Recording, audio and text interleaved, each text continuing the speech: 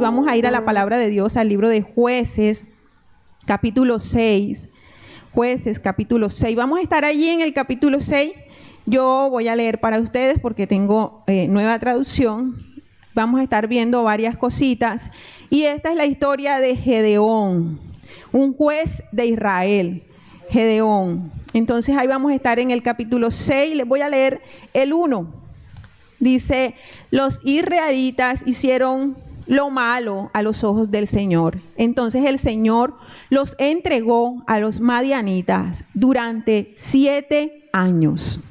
Y esta es la historia de un hombre que a la vista de cualquiera, si lo hubiésemos visto de primera mano quién era Gedeón, nunca hubiésemos pensado que Dios podía hacer algo grande con Gedeón.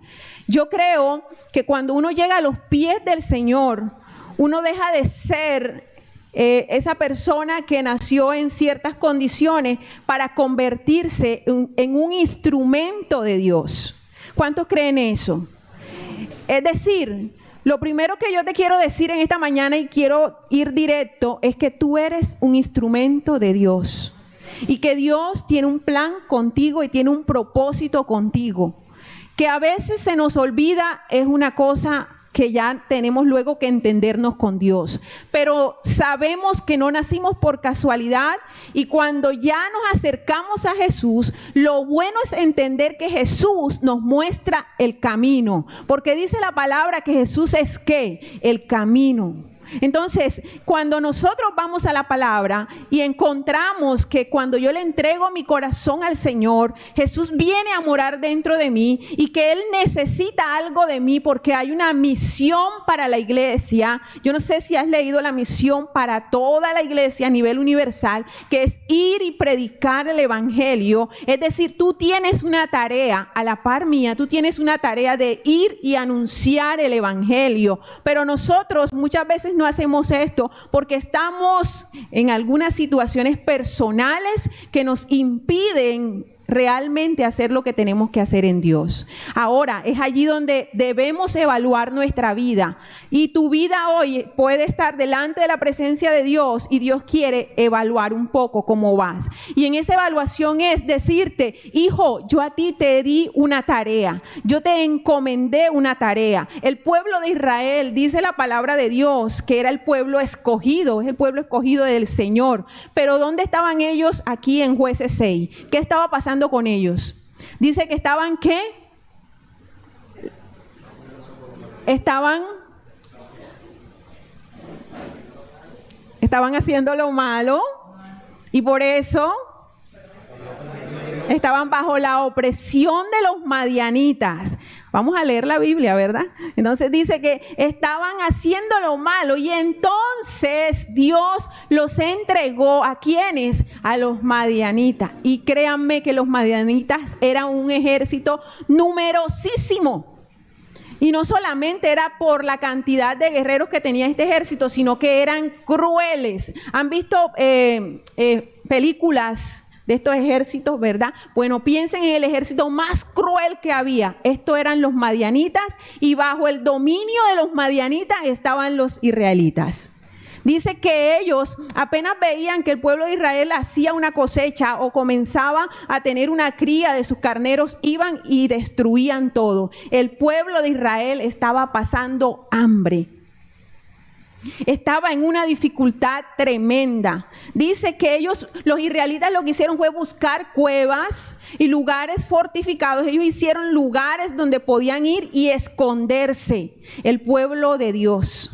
El pueblo que tenía promesa de Dios, el pueblo que el Señor sacó con grandes prodigios de Egipto, estaban en una situación donde los madianitas estaban sobre ellos con todo el peso de su furor. ¿Pero por qué? Hay una sola cosa que dice ahí: hicieron lo malo delante de los ojos del Señor. Y a veces a nosotros se nos olvida que Dios nos ve todos los días. A toda hora, en todo momento, donde quiera tú estés, Dios te ve. Y Dios es un Dios justo. Y Dios quiere que nosotros andemos en rectitud todos los días, no nada más 2 días a la semana y el resto hacemos un montón de cosas. Y andar en rectitud, eso va a provocar que la cubierta de Dios, que la protección de Dios esté sobre nuestra vida. Estar haciendo lo malo y estar haciendo cosas que le desagradan al Señor va a provocar que esa protección no esté allí. Yo no sé si lo has visto así, pero es necesario que nosotros podamos comprender que una vez nosotros estamos haciendo la voluntad de Dios, Dios nos guarda y Dios nos protege. Pero el pueblo estaba haciendo lo malo. Eso es como si tú estuvieras en tu familia y tú, por ejemplo, estuvieses actuando de manera errónea con tus hijos y de una manera incontrolada maltrataras a tus hijos, maltrataras a tu esposa, y de ninguna manera tú puedes pensar que Dios te va a bendecir si eres un maltratador de tu hogar. Eso es como si tú fueses una mujer, ¿verdad?, que no atiende su hogar, que no atiende su casa, y aparte de eso, en su trabajo hace cosas que le desagradan al Señor. Por ejemplo, roba o hace trampa en las cosas que tiene que hacer en su trabajo. Y no podemos pensar y decir, ay, pero Dios está conmigo. No podemos hacerlo de esa manera, porque Dios es un Dios bueno, justo, y Él siempre va a impartir esa justicia en todas las circunstancias de nuestra vida. Es como si yo estuviera allí delante de la presencia de Dios, pero mi vida fuera una vida desordenada en cuanto a la parte sexual, e hiciera y deshiciera y dijeras, no importa, lo importante es que yo me siento bien haciendo lo que yo estoy haciendo, viendo videos que no tengo que ver, buscando cosas, información en internet que no tengo que buscar. Sin embargo, yo creo que a mí me va a ir bien. Estoy equivocada. No funciona de esa manera. Dios quiere que seamos transparentes, íntegros delante de Él. Este es como el sermón básico de lo que nosotros sabemos que tiene que ser. Pero yo no te voy a hablar en estos momentos ni te voy a dar sermón acerca de eso, porque todos, levanten la mano los que saben que tienen que hacer lo bueno delante de Dios. Levanten la mano los que todo el tiempo hacen lo bueno delante de Dios. Ese es un dilema entre tú y Dios, ¿verdad? Y yo no me voy a meter en eso porque es un tema que ya es de cada quien. Pero si hay algo que es claro, es que la palabra de Dios establece que debemos ser rectos delante del Señor. Y dice que estas personas, estos madianitas, destruían las cosechas del pueblo de Israel. Dice que la gente en Israel, eso está en el versículo 6, se moría de hambre. La gente se moría de hambre. ¿Has pasado hambre alguna vez en tu vida? Bueno, esta gente se moría de hambre. Esta gente estaba necesitada. Y dice que en ese momento clamaron a Jehová. ¿Por qué tenemos que pasar por situaciones duras, difíciles, para poder clamar a Dios? ¿Por qué tenemos que llegar a ese punto si ya sabemos que Dios es amoroso, que Él tiene grandes cosas para nosotros y que lo que Él quiere es que todos los días vivamos una vida recta delante de Él? Pero esta gente, ya como último recurso, vamos a clamar a Dios, y ellos claman al Señor. Y en el versículo 8, el Señor les dice, yo te saqué de esclavitud en Egipto. ¿Qué significa esto para nosotros hoy en día? Es Dios diciendo, recuerda el día en que yo te llamé. Recuerda en la situación en la que tú estabas cuando yo toqué tu corazón. Recuerda cuando tú estabas haciendo todo lo malo, todo sin haber ningún tipo de restricción, porque no me conocías a mí. Recuerda eso. Y el Señor le dijo a Israel, yo te rescaté de Egipto y te di, mira, te rescaté de los egipcios y de todos los que te oprimían, porque ¿sabes qué hace Dios? Él quita la opresión de nosotros. ¿A cuánto Dios le quitó la opresión? Él quita, dice que Él vino a dar libertad a los cautivos, a los presos, apertura de la cárcel. Tú estabas en una cárcel cuando no tenías a Jesús. ¿Cuántos son conscientes de esto? Que vivíamos en esclavitud, que el pecado nos esclavizaba, que Jesús vino y abrió nuestros ojos, y una vez nuestros ojos abiertos, tenemos sed y hambre. Ayer el ayuno fue acerca de eso, ¿verdad? De estar sedientos por Dios, y tenemos sed. sed, por lo menos cuando estamos convencidos de que Dios es el que nos llena y el que nos satisface. Tenemos sed por Dios. Estamos convencidos que Dios nos llena. Estamos convencidos que Dios nos satisface. Estamos convencidos que Dios aporta los nutrientes para nuestra vida espiritual y por eso debemos ser dependientes de Dios. Estamos convencidos de esto, porque el mundo te va a ofrecer muchas situaciones para que tú no te nutras a nivel espiritual, sino que hagas lo contrario. Y ahí ese es otro tema también. Dice que el Señor comienza a decirle lo que él había hecho. Mira, el Señor le dice, no debes rendir culto a los dioses de los amorreos. Y entonces, luego de eso, el Señor llega, y este es el punto, mira al de al lado y dile, por favor, no te duermas en este momento.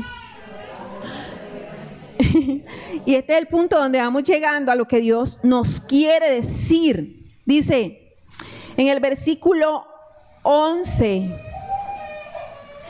después el ángel del Señor vino y se sentó debajo del gran árbol de Ofra que pertenecía a Joás, del clan de Abiezer. Gedeón, hijo de Joás, estaba trillando trigo en el fondo de un lagar para esconder el grano de los madianitas. Y aparece en la escena Gedeón. Aparece un hombre que, ¿qué está haciendo? Que está trillando pero él está escondido. Él está metido, dice por allá metido, donde nadie lo ve, para que para que los madianitas no lo fuesen a capturar. Sin embargo, allí llega el ángel del Señor. Y hay algunos que están escondidos.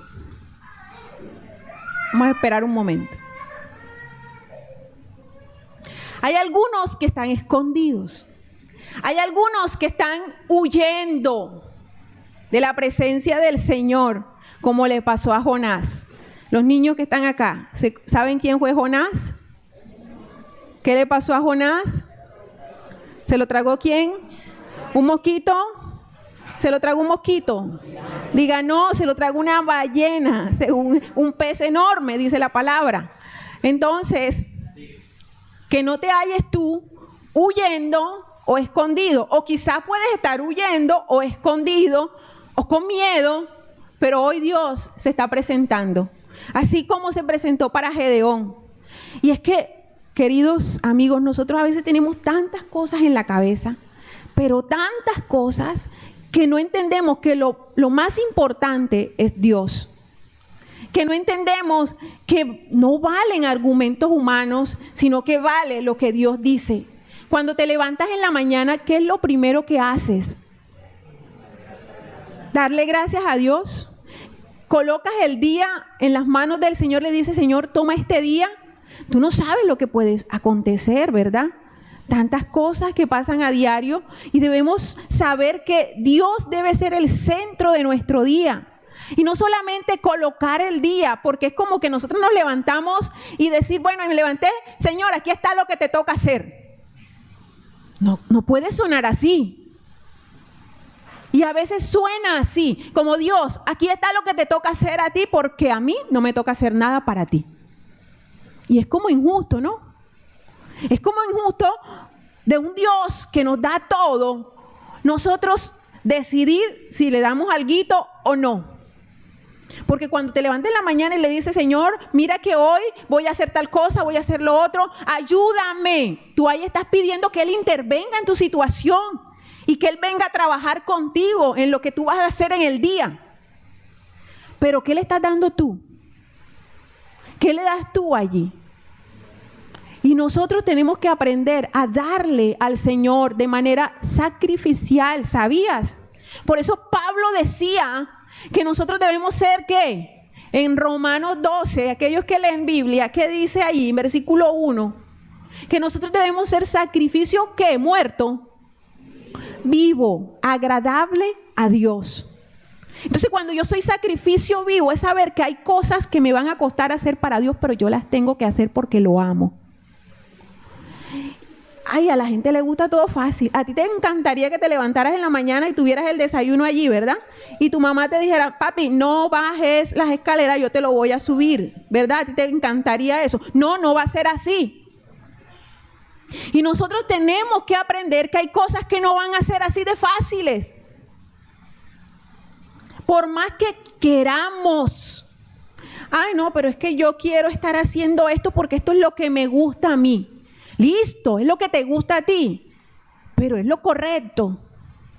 Es lo que trae bendición para tu hogar, es lo que trae bendición para tu familia, es lo que va a ser como esa carta, digamos como de testamento para lo que vas a dejar como herencia para tus hijos y para tu familia. Piensa en un momento, por ejemplo, los narcotraficantes. Estas personas hacen lo malo, ¿verdad? Y estas personas matan, hacen muchísimas cosas. ¿Qué legado le queda a sus hijos? Lo primero, marcado por el hijo de. Lo primero que ocurre. Lo otro, aquellos que ni siquiera pueden hacer o mostrar quiénes son sus hijos, tapan esa información y son hijos que nunca pueden decir a voz llena, yo soy el hijo de. A nosotros se nos olvida mucho. ¿Cuántos papás hay acá? Y esto quiero que quede grabadito ahí, ojalá va a quedar grabadito y lo podamos recordar siempre. Que nosotros como padres, lo que hacemos va a impactar sobre nuestros hijos. Y eso va a ser herencia para nuestros hijos. Si tú eres un padre que tú eres fumador, que tú eres mujeriego, que eres promiscuo, eso va a impactar a tu hijo, te guste o no. Y si eres una madre con estas características de mujeres que no les importa nada, que hacen lo que sea, y se les olvidan que hay una niña viéndola, va a haber una consecuencia con eso. Por eso yo creo que tú hoy que estás acá, eres un papá ejemplar. Y si no lo habías sido, tú vas a comenzar a ser un papá ejemplar. A mí me encanta mi esposo. Es una cosa, yo estoy muy enamorada de él, ¿verdad? Y él hace cosas muy lindas con relación a cómo es con los niños.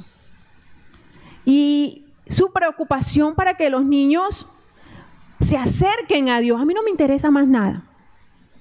Que si él les compró un zapato, no me interesa eso. Y de hecho, pero sí hace algo y es estar pendiente. ¿Qué está haciendo, por ejemplo, Juan Pablo? Que él me dice, pilas para que Juan Pablo esté haciendo esto para Dios. Él no me dice, mami, ya Juan Pablo hizo la tarea. Mami, ya Juan Pablo se conectó. Mami, ya Juan Pablo tiene el último deseo de su corazón, que Juan Pablo se le vaya a comprar la última ropa de moda o lo último. Nunca Ronald Alberto a mí me ha dicho eso. Él sabe que eso es añadidura. Pero hay algo que sí está encima de mí, es ¿qué está haciendo Juan Pablo para Dios? ¿Qué está haciendo Juan Pablo para Dios? Porque eso es lo único que nos interesa como padre. Porque de allí nosotros estamos asegurando que la vida de nuestro hijo esté en manos de Dios. Y es un compromiso, y tú tienes un compromiso como padre para que tu hijo se enamore de Dios. Porque si ellos ven que tú no estás enamorado de Dios, ellos no se van a enamorar de Dios. Olvídalo. Casos excepcionales, sí, claro que sí. Pueden haber de que te ha tocado levantarte en un hogar que tus padres no aman al Señor como tiene que ser y tú has tenido que luchar, pero para esos que ha sido así, díganme si no es más difícil.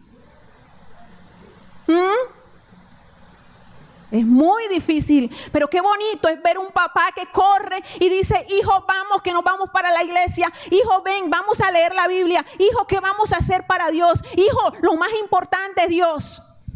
Es que tu hijo te vea todo el tiempo haciendo cosas que son totalmente lejanas al Señor. Son decisiones que nosotros a la larga le tenemos que dar cuenta al Señor y con el tiempo veremos los resultados del plan de educación que le hemos dado a nuestros hijos, pero por consejo me atrevo a decirte que lo más importante que le tienes que enseñar a tu hijo es que ame al Señor y se desviva por servirle. Mi mamá lo hizo conmigo y nunca jamás se me ha olvidado. Nunca. Entonces te puedo decir con certeza que vale la pena inculcarle a nuestros hijos el amor por Dios. ¿Cuántos van a hacer esa tarea? Amén. Y tiene recompensa. Mira, no hay nada más hermoso. Mira, yo soy la fan número 1 de Juan Pablo con los videitos estos que salen los viernes. Y yo me río con el videito y yo, ay, Juan Pablo. Y Dios me habla. Y las mamás que han visto a un hijo servir saben lo hermoso que es ver a un hijo servir. Eso es una cosa que no tiene precio, pero tu hijo, facilítale. El que quiera servirle a Dios, no lo distancies de Dios, enseñándole cosas que no van a ser de aporte para su vida espiritual.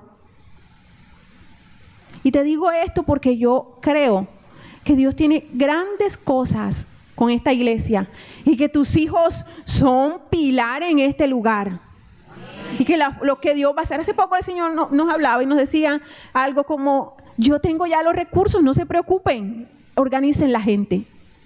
Son esas palabras como que uno lo dejan, wow, Dios, ¿qué vas a hacer? Y yo hablando con Ronald, él me decía, pero vas a llorar. Yo decía, papi, yo no sé qué es lo que tengo, pero yo sé que Dios va a hacer algo dentro de poco tiempo con la iglesia que es impresionante. Entonces, debemos saber que muchas veces estamos así escondidos como estaba Gedeón, por allá. Y mira lo que le dice, porque Dios no nos ve como nosotros nos vemos, tenlo claro. ¿Cómo te ves tú hoy? Sinceramente, o sea, respóndetelo en tu mente, no me lo vas a decir a mí. Pero si tú tuvieras que responder, ¿cómo te describes en 2 palabras? Si tuvieras que responder hoy, de acuerdo a tu comportamiento, ¿cómo te describes hoy en 2 palabras? ¿Cuáles serían esas 2 palabras? ¿Enviciado en Netflix?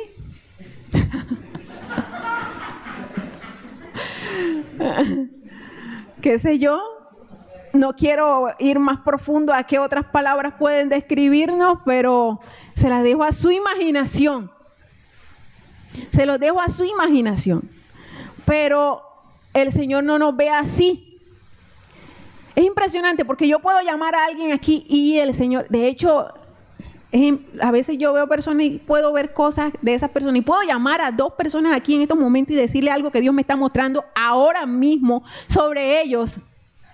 Y entonces, quizás algunos que los conocen allá dirán, pero la pastora está loca. ¿Quién ha dicho? Eso no es él, porque él en la casa es así, así y así. Pero Dios no nos ve como nosotros nos vemos o como el otro ser humano nos ve. Porque el Señor nos ve como vio a Gedeón. Gedeón estaba escondido, miedoso, frustrado, porque ahorita les voy a decir porque estaba frustrado, amargado. Así estaba Gedeón. Y el Señor le dice, guerrero valiente. Guerrero valiente. Quizás tú estás aquí sentado, ¿verdad? Y hace rato que no estás predicando la palabra ni estás haciendo la misión de Dios. Y sabes que es así que Dios te está hablando hoy. Y hoy Dios te está diciendo, pero para mí, tú eres un guerrero valiente. Pero para mí, eres un hombre poderoso en mis manos, una mujer poderosa en mis manos. Quizás venga, por ejemplo, venga Daniela y dice, ay, está el flaquito ese. Que el pastor como que lo quiere mucho, es como que se cree pastorcito. ¿Verdad? Pero lo que Dios ve en Daniel, los seres humanos no lo pueden ver así, pero lo que Dios ve en Daniel es diferente. Es diferente. Entonces por eso uno tiene que tener cuidado cómo trata al de al lado, porque uno no sabe ni quién es. ¿Ah? Dile al de al lado, ten cuidado cómo me tratas porque tú no te alcanzas a imaginar quién soy. ¿Ah? Es que no sabemos. Yo puedo ver al Señor allí, ¿verdad? Pero yo, ¿qué tal que ese señor dentro de un tiempo, el Señor, mejor dicho, lo bendiga con carros, con negocios, con propiedades? ¿Ah? Y es mejor tenerlo del lado de uno, ¿no? Es así. Uno como que se cura en salud y mejor uno trata bien a todo el mundo porque uno no sabe. ¿Ah? Uno no sabe, ¿verdad? O Yesenia, ya yo veo a Yesenia aquí, pero uno no sabe lo que. Yo mejor trato bien a Yesenia para cuidar. Después Yesenia va a decir, no, usted a mí no me saludó, yo no quiero nada con usted. No, yo saludo a todo el mundo por si las moscas. Entonces, ¿por qué? Porque Dios nos ve diferente. El Señor le dijo a Gedeón, guerrero valiente. ¿Cuál valiente?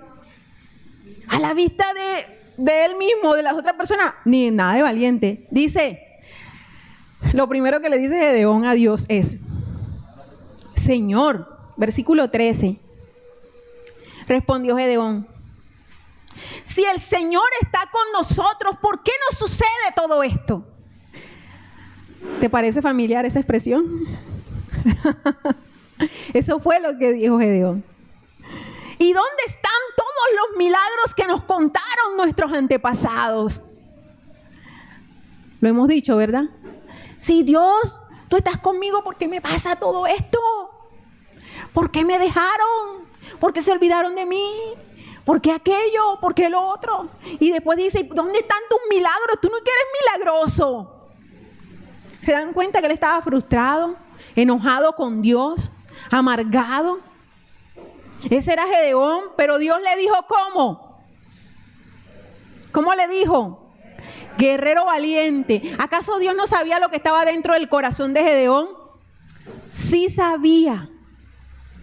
Pero Él no se limita ni siquiera a lo que nosotros mismos pensamos de nosotros mismos, sino va más allá y le dice, tú eres mi guerrero valiente. Y esta prédica se llama así, guerreros valientes. Entonces, él sigue diciendo, ¿acaso no dijeron, el Señor nos sacó de Egipto, pero ahora el Señor nos ha abandonado y nos entregó en manos de los madianitas? ¿Sí ves? Que siempre como tenemos esa intención de culpar a Dios por lo que nos sucede. Ellos no pensaron, no, es que nosotros hemos estado haciendo cosas malas y por eso ya Dios no está con nosotros. No, ellos no pensaron así. Ellos inmediatamente dijeron, tú Dios, o sea, tú Señor, hiciste que los madianitas nos capturaran y nos oprimieran de esta manera. Le echaron toda el agua sucia a Dios. Y esa es una costumbre que a veces tenemos nosotros, que le echamos el agua sucia a los demás. O incluso a Dios, muchísimas veces a Dios. Pero tenemos que ser responsables de nuestra vida, asumir responsabilidad. Y entonces Dios le dijo que Él iba a sacar al pueblo de Israel de esa opresión. Imagínense ustedes, ¿quién lo iba a sacar? Gedeón. Gedeón que acababa de decirle un montón de cosas a Dios. ¿Cuántas veces quizás no has tenido, yo he tenido oraciones, en algún momento yo he dicho, ay Dios mío, que no hayas escuchado eso que dije? Porque se me salió, ¿verdad? De pronto quizás estaba esperando algo y nada que sucede. Y, ay Señor, ¿y entonces hasta cuándo? ¿Y yo qué te sirvo? Después digo yo, ¿por qué dije eso, Señor? Perdóname. Pero son esas oraciones. Y Gedeón dijo así, hizo así y habló de esta manera. Y Dios, sin embargo, ni siquiera le justificó eso, ¿sabías? Dios no le justificó eso a Gedeón. El Señor lo miró, dice la palabra, y le dijo, ve tú con la fuerza que tienes y rescata a Israel de los madianitas. Y él le da un sello y le dice, yo soy quien te envía. Listo, se acabó. Se acabó el temblor, como dice la canción. ¿Ok? Se acabó todo. Mira, esta palabra de afirmación que le da Dios a Gedeón bastó. Dice que él le dice, ¿cómo voy a rescatarlo? Y él comienza a describir cómo es su familia. ¿Cómo es tu familia? Para algunos la familia es los fulanitos de tal o los Martínez. No quiero decir ningún apellido para no herir susceptibilidades, pero el apellido tal, el de los borrachos. El apellido tal, el de los amargados. El apellido tal, el de los mentirosos. El apellido tal, el de los peleoneros, ¿verdad? Entonces es como que esa marca que traemos, y Gedeón comenzó a decir, mi clan, mi tribu es la más débil. Imagínate, es la más débil de todas. Yo soy, ¿quién era Gedeón? El de mayor, el de menor importancia. ¿Por qué será que el Señor siempre escoge así a los que más pequeñitos son? El de menor importancia. Y quizás tú crees hoy que eres el de menor importancia. Bueno, para ti es esta palabra. Quizás te han hecho sentir el de menor importancia. Para ti es esta palabra. Quizás te han hecho a un lado. Para ti es esta palabra. Quizás han hablado a tus espaldas. Para ti es esta palabra. Quizás de tu familia siempre es el que todo el mundo persigue. Para ti es esta palabra. Dios no se equivoca, mis queridos. Y si tú estás escuchando esta palabra hoy es porque la necesitas. Alguito de lo que está allí, anota lo que tú crees que Dios hoy te está hablando. ¿Por qué te digo esto? Por lo que hace Gedeón. Dice que Gedeón pidió señal a Dios. Y comienza un proceso allí, pero lo primero que hace Gedeón es, Dios mío, yo quiero que tú me des una señal si tú vas conmigo. ¿Cuántos quieren señal de Dios? Ay, Dios mío, muéstrame. Pero siempre que queremos algo, mira, esto es muy importante para nuestra vida cristiana exitosa. Esto que te voy a decir. Resulta que muchas veces, Dios mío, dame señal. Entonces la gente hace algo como que, Dios mío, dame señal. Y me voy con mis amigos a pasarla rico y a comer y a, mejor dicho, a bailar y a hacer un montón de cosas. Pero después llego a la casa, Dios mío, no me has dado señal. Espérate un momentico porque es que así no es. ¿Verdad? Dios mío, dame una señal. Pero esa tarde haces todas esas cositas malitas que tú haces por ahí que nadie sabe. Pero estás pidiendo la señal. ¿Será que Dios te puede dar una señal así? Diga, no señora, así no funciona con Dios. Dice que Gedeón, listo. Él dijo, espérate un momentico aquí, le dijo al ángel, ya vengo. Y Gedeón fue a prisa, dice la palabra, y asó, ¿qué asó? Un cabrito. Esta ofrenda le costó a Gedeón, porque ellos estaban muriéndose ¿de qué? Y entonces cuando nosotros queremos que Dios nos dé una señal, ¿qué tenemos que hacer? Buscarlo de manera sacrificial. Romanos 12:1, sacrificio vivo, acercarte a Dios, pagar lo que muchas veces decimos el precio. Y entonces él dice que le llevó un cabrito significaba que iba a dejar a algunos sin comer. Y él dijo, no importa, voy porque este es el ángel de Dios y yo creo que me está hablando. Yo creo que me va a dar una señal. Y lo entregó todo. Dios te está diciendo en esta mañana, entrégame todo. Hay cosas que no le hemos entregado al Señor. Entrégame todo.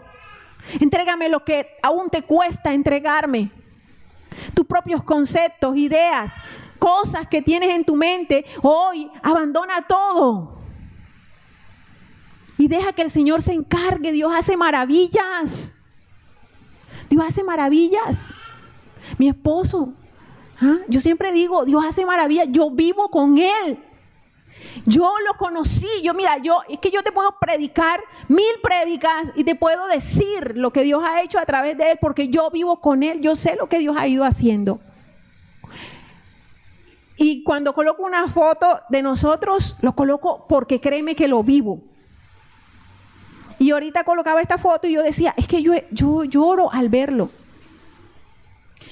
Porque en su momento tuvimos un proceso de tener que sacrificar nosotros mismos cosas de cada uno en particular, por el bien del matrimonio, por el bien de la iglesia, por el bien de todo. Entonces hoy es un día que Dios está diciendo, sacrifícame ese cabrito que tanto te cuesta. ¿Cuál es ese cabrito? ¿Cuál es ese cabrito? Todos tenemos un cabrito que nos cuesta mucho. Y Dios está diciendo, ven y preséntamelo, porque te voy a dar una señal. ¿Cómo es esto? Ves y entrega algo a Dios y vas a ver algo que no te alcanzabas a imaginar que podías ver. Ves y ríndete al Señor y se va a abrir una puerta que nunca jamás pensaste que se podía abrir. Pero entrega eso. A veces yo veo personas como que siempre justifican, yo estoy bien, no pasa nada conmigo. Y en sus hogares son personas criticadas por lo mal que hacen las cosas. Y entonces allí donde uno dice, pero ¿qué clase de Dios, a qué clase de Dios le están clamando? ¿Qué clase de Dios están buscando? Porque es imposible que busquemos al Señor y el Señor no nos señale eso que no está bien en nuestra vida. Cada vez que vamos delante de la presencia de Dios, Dios va a señalarnos eso que no está bien. Por ejemplo, cuando yo me encuentro en algún momento de mi vida criticando a alguien, yo inmediatamente siento que el Espíritu Santo de Dios me dice, hija, ¿tú qué estás haciendo? ¿A cuánto les pasa eso? Así, y yo digo, Señor, perdóname. Pero una cosa que yo tengo que ir delante del Señor, Señor, perdóname. Yo siento como si le produjera un dolor en el corazón a Dios por haber hecho eso. Porque Dios aborrece que hablemos mal el uno del otro. Porque Dios aborrece la mentira. Porque el Señor aborrece la falta de integridad que muchas veces nosotros nos caracteriza. Y Él quiere que seamos sinceros, transparentes. Yo voy a mandar a hacer un aparato minúsculo. Estas ideas locas que se me vienen a mí. Muy pequeñito, que tú no te vas a dar cuenta. Y un día que vengas a la iglesia, yo te lo voy a instalar. Y entonces ese aparatico me va a mandar unos detalles de tu sistema, ¿cómo es el circulatorio? Es el que dice lo nervioso. Cuando tú estés feliz, él me va a decir, estás muy feliz. Cuando estés triste, está triste. Cuando está amargado, está amargado. Y me va a arrojar unos porcentajes. Mira todo lo que yo pienso. Mi sobrino dice, no, tía, tú mejor dicho. Bueno, ¿y esos porcentajes qué van a decir de ti? ¿Qué dirían esos porcentajes de ti? 5% feliz, 3% tranquilo, 80% preocupado.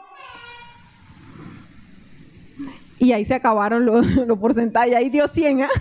No, eso va a pasar de 100. Bueno, y dice que, ya estoy terminando, no se preocupen.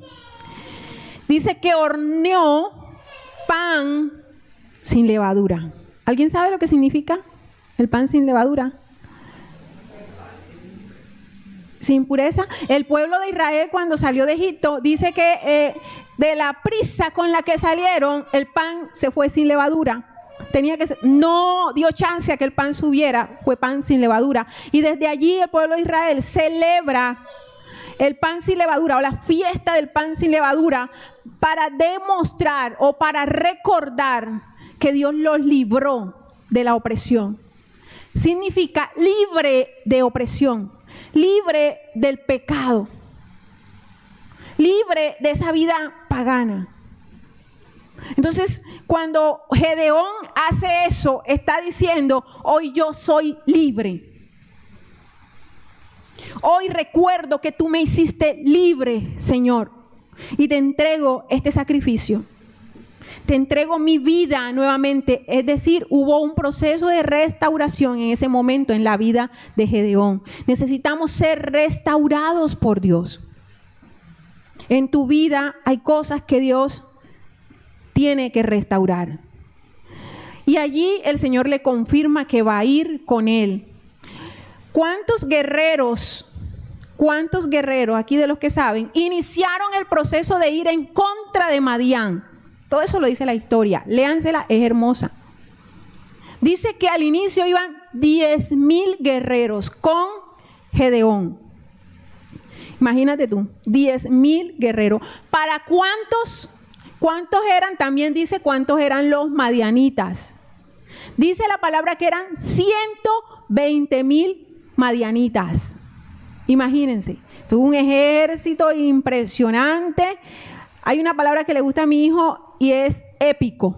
Esa era una victoria épica, lo que Dios le iba a dar a Gedeón en ese lugar, ¿sabían? Y no solamente eso, sino que Dios le dice a Gedeón, 10,000, van muchos, Gedeón. ¿Cómo? Explícamelo. Van muchos, Gedeón, quiero que hagas una prueba con ellos, porque voy a disminuir la cantidad que va a ir contigo. ¡Wow!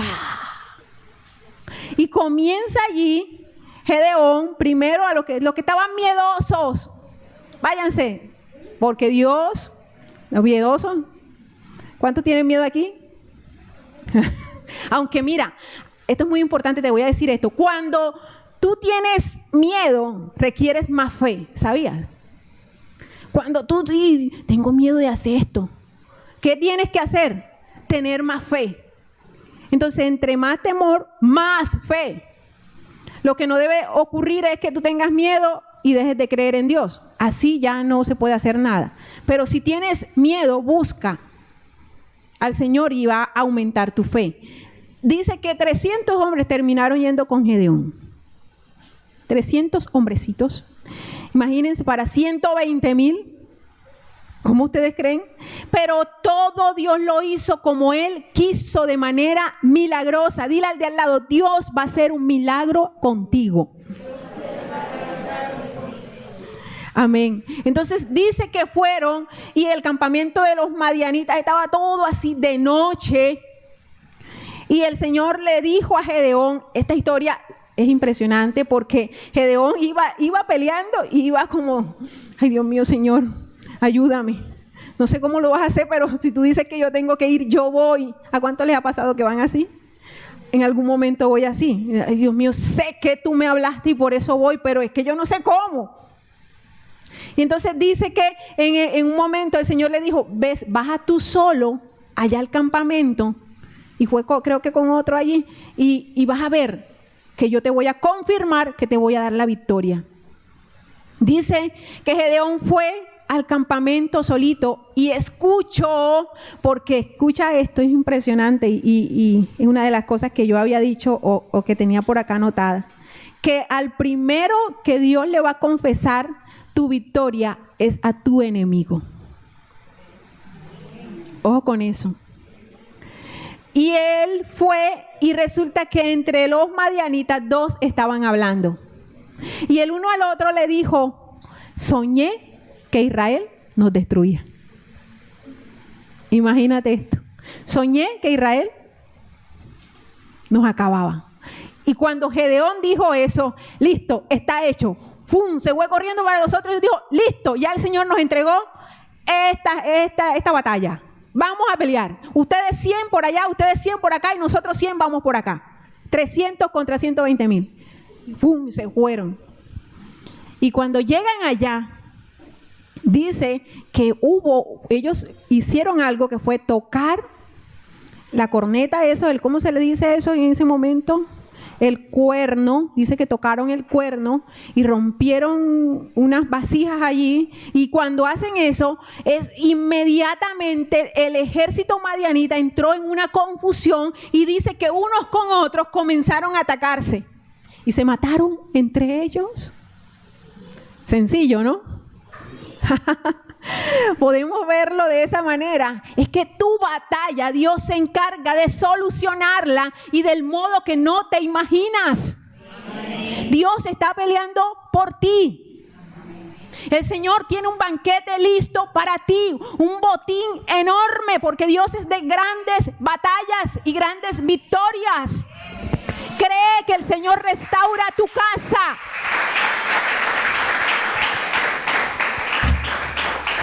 Por más crueles que eran los madianitas, se mataron entre ellos. Por más feroces que podían ser, se mataron entre ellos. El Señor derrotará a tus enemigos. Confía en que es así. El Señor peleará por ti. Él no ha visto justo desamparado. El Señor, mira, el Señor está contigo. El Señor te guía. Dale la gloria al Señor.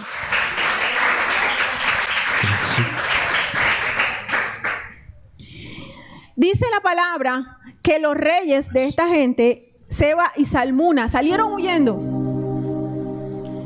Y pasó algo muy curioso en esta historia, porque es que ellos, Gedeón, dice la palabra que ya estaba cansado, imagínense, porque ellos, listo, se mataron entre ellos, pero ellos tenían que hacer un proceso también de ir rematando, ir trabajando, y dice que estaban muy cansados y fueron tras los reyes. Y en el proceso de ir tras los reyes llegaron a una aldea, y en la aldea le dijeron a la gente: miren, denos de comer y agua, tenemos hambre y estamos muy cansados. ¿Y qué hicieron los de la aldea? Le dijeron: hasta que no mates a los reyes no te damos nada. Miren, cansado muchas veces vamos a estar, con hambre, y la gente nos va a dar la espalda, pero la victoria está asegurada y no lo puedes dudar.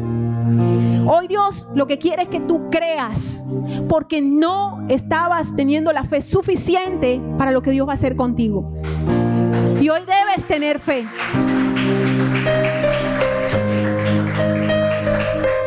Eres un guerrero valiente. Y aunque estás cansado y aunque estás con hambre, ve y termínalo. Y eso fue lo que tuvo que hacer Gedeón, porque después llegó otra aldea y le dijeron: si no los matas, no te podemos dar nada. Y él tuvo que ir sin fuerza y matar a estos reyes. Dice que esos reyes todavía tenían acompañantes con ellos. Y en ese momento Dios respalda a Gedeón hasta el último momento.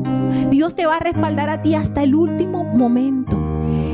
Tú debes saber que el que te está encaminando es el Señor, que no ha sido hombre el que te ha colocado ese peso en tu corazón de querer acercarte a Dios, sino que ha sido Dios mismo quien te ha llamado, y que cuando Dios llama, Dios lo hace con un propósito, y que el propósito de Dios en ti es tremendo, y que ya llegó la hora de que hagas algo para el Señor, que ya llegó el momento de que hagas un sacrificio vivo de ti mismo, y que entregues lo que tienes que entregar, y que recibas esa restauración.